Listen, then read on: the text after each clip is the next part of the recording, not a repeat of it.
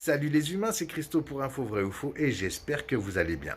Une petite vidéo à partager, ne voyez rien dans tout ça d'antisémite ou de raciste. Je suis ni antisémite, ni raciste, ni rien du tout, hein. Regardez ma façade, donc c'est pas possible. Enfin, c'est peut-être possible pour certains, mais pas pour moi.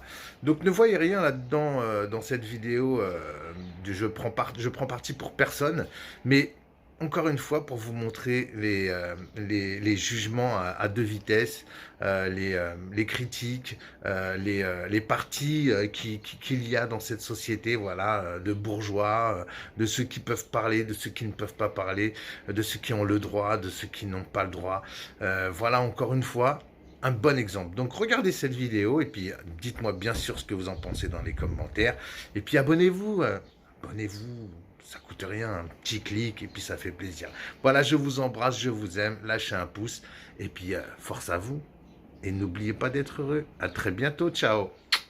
Que tous les journalistes font de la politique, comme le dit Eric Zemmour. Ah oui, ça c'est incontestable. Toute personne qui prend la parole sur la scène publique fait de la politique. Enfin, il ne faut pas perdre de temps dans ces débats-là. Dieudonné a été condamné pour incitation à la haine raciale. Depuis, il n'est invité nulle part. Éric Zemmour a été condamné il y a 15 jours, mais il l'avait déjà été avant. Ouais.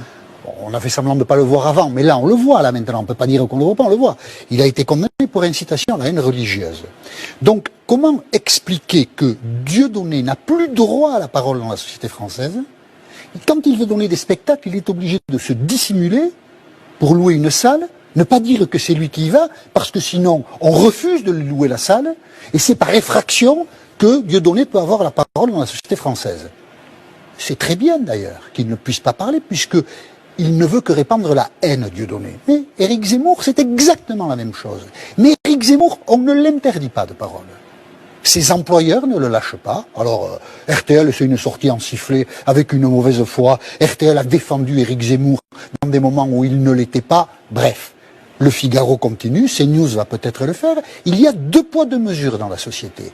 Un discours antisémite est sanctionné, un discours anti-arabe ne l'est pas. Et on est devant cette contradiction.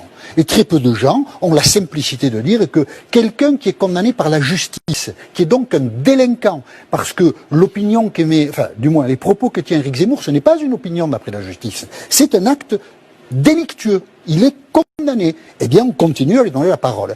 Parce que, au fond, dire du mal des musulmans, de l'islam et des arabes, comme le dit dans le sujet, mais il représente un quart ou un cinquième des gens, eh ben, voilà, on fait ça à la quantité. Comme il représente beaucoup de gens, on ne va pas l'interdire de parole. Eh bien, c'est un raisonnement stupide, bête. Les propos d'Éric Zemmour, samedi, quand il dit que nous sommes en face d'un remplacement d'un peuple par un autre peuple, c'est un propos revanchard. Nous sommes colonisés, nous avons colonisé l'Algérie. Maintenant, les Algériens, les Arabes, tout ça c'est la même chose, nous colonisent. Eh bien, c'est un propos de haine. Et si les journalistes n'ont pas, les employeurs, les journalistes n'ont pas la ressource d'interdire leurs propos sur leurs antennes, eh bien on se prépare des lendemains difficiles. Et il est évident que nous n'avons pas ce courage-là.